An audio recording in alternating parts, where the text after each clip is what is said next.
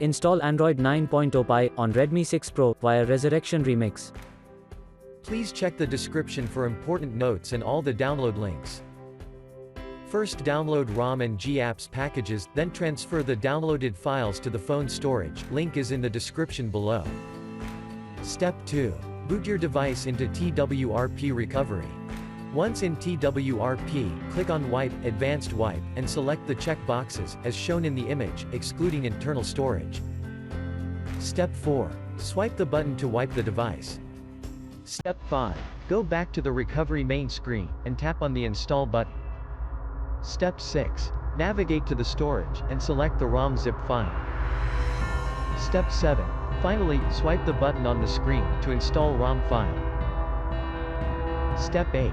Flash the GApps zip package, in the same manner. Step 9.